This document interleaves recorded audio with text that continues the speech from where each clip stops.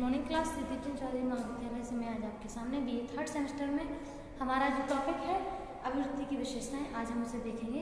तो इसमें जो कैरेक्टरिस्टिक्स ऑफ एटीट्यूड है उसमें कुछ कैरेक्टरिस्टिक्स इस प्रकार है। पहली है दिशा, सेकंड है मात्रा, थर्ड है तीव्रता, फिर लास्ट चौथा है आपका अनुकूलता या प्रतिकूलता, नेक्स्ट है प्रबलता, उसके आगे भावात्मक प्रबलता, ठीक है। नेक्स्ट है संज्ञानात्मक जटिलता, प्रत्यक्षता, सन्निहितता, नम्यता और चेतनता, ठीक है। तो ये हमारी कुछ विशेषताएं हैं जो एटीट्यूड की कैरेक्टरिस्टिक्स को बताती हैं। तो पहला है दिशा। आप जानते हो एटीट्यूड दो ही दिशा में जाता है, या तो पॉजिटिव रहता है या नेगेटिव रहता है, ठीक है।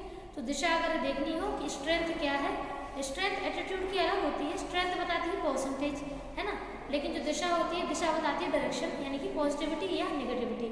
अगर कोई पर्सन आपको बहुत ही पसंद होगा, जो आपके प्रति बहुत अच्छा व्यवहार करता होगा, तो आपका एटीट्यूड उसके प्रति पॉजिटिव होगा, और जिसका एटीट्यूड आपके लिए नेगेटिव होगा, आपका एटीट्यूड भी उसके लिए नेगेटिव ही होगा, ठीक है। तो ये हमारी जो डायरेक्शन है, ये सामने वाले पर्सन के बिहेवियर के बाद ही तय होती है कि हमारी डायरेक्शन क्या होगी। नेक्स्ट है मात्रा।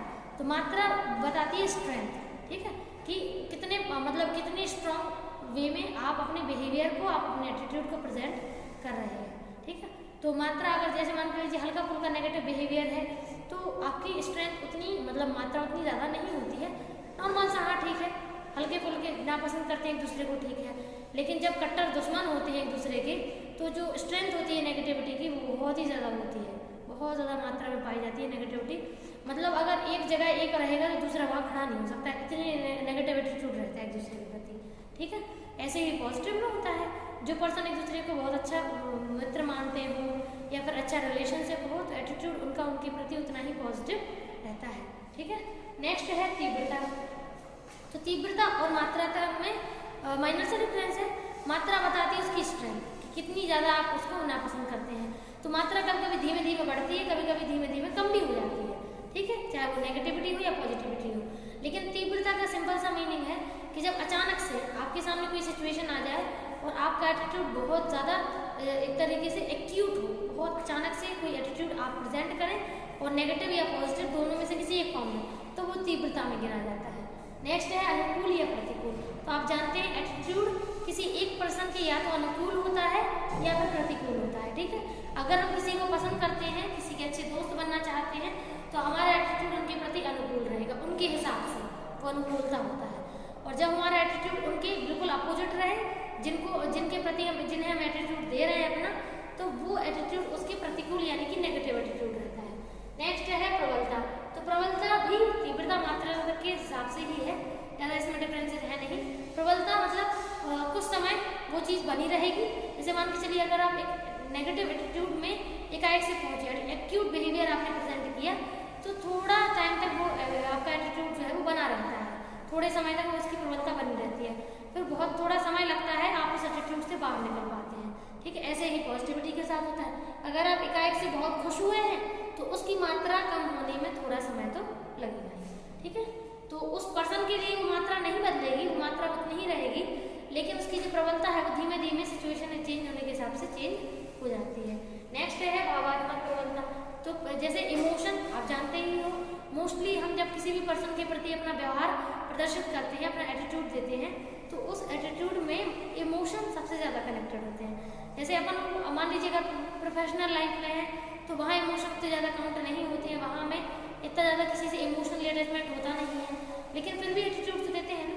एटीट्यूड तो हम तब भी पर्सन को प्रेजेंट करते ही हैं, चाहे वो हम पसंद करें या ना करें, हल्का फुल्का, भले ही इमोशन हमारे ज़्यादा कनेक्ट ना हो, लेकिन इतना तो होगा ही कि हमें वो लोग वो चीज़ें पसंद आ भी रही हैं कि नहीं।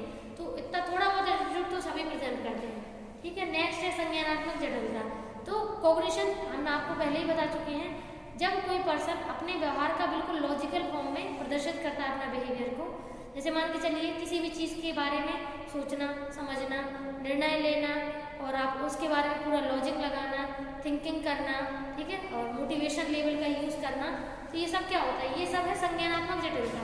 यानी कि आप कॉग्निशन लेवल पे ये सोचते हैं कि हमारा अगर हम सामने वाले को अपना नेगेटिव एटीट्यूड दे रहे हैं, तो क्या हमें उससे नुकसान तो नहीं, क्या हमें फ्यूचर में कोई नुकसान तो नहीं होगा, ठीक है। और अगर मान लीजिए अगर हम ऐसा पूरा कैलकुलेशन कर लेते हैं, तो वो होता है संज्ञानात्मक जटिलता। यानी कि हम कॉग्निशन लेवल का पूरा कॉम्प्लेक्स फॉर्म में यूज करके हम ये समझने की कोशिश करते हैं कि जो बिहेवियर सामने वाले ने प्रेजेंट किया है वो बिहेवियर हमारा एक तरीके से हमें नुकसान देगा या फायदा, फिर उसी फॉर्म में हम सामने वाले को एटीट्यूड प्रेजेंट करते हैं। नेक्स्ट है प्रत्यक्षता। प्रत्यक्षता मतलब सामने ही होता है, मतलब एटीट्यूड जो होता है वो ऐसा है नहीं है कि पीछे अपन लोग किसी को प्रेजेंट करें, हमेशा सामने ही जो पर्सन होता है जिसको हम एटीट्यूड प्रेजेंट करते हैं वो सामने ही होता है।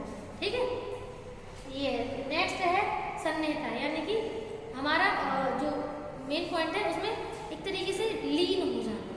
ठीक है, जब किसी चीज़ को हम बहुत ज़्यादा सीरियस फॉर्म में सोचते हैं, समझते हैं, तो उसमें लीन होकर काम करते हैं। ठीक है, नेक्स्ट है नम्यता। नम्यता मतलब आप बहुत ही दयालुता और शांति के हिसाब से काम करते हैं। तो नम्रता के हिसाब से अगर आपका स्वभाव नम्र ज़्यादा है तो आप फिर सामने वाले को एटीट्यूड उतना नेगेटिव नहीं दे पाएंगे। और लास्ट है हमारा चेतना। तो कॉन्शियस लेवल पे हमें पता होता है कि हमें सामने वाले को पॉजिटिवली एटीट्यूड प्रेजेंट करना है या नेगेटिवली। हम कभी भी अनकॉन्शियसली किसी को भी एटीट्यूड प्रेजेंट नहीं करते हैं। ठीक है, थैंक यू।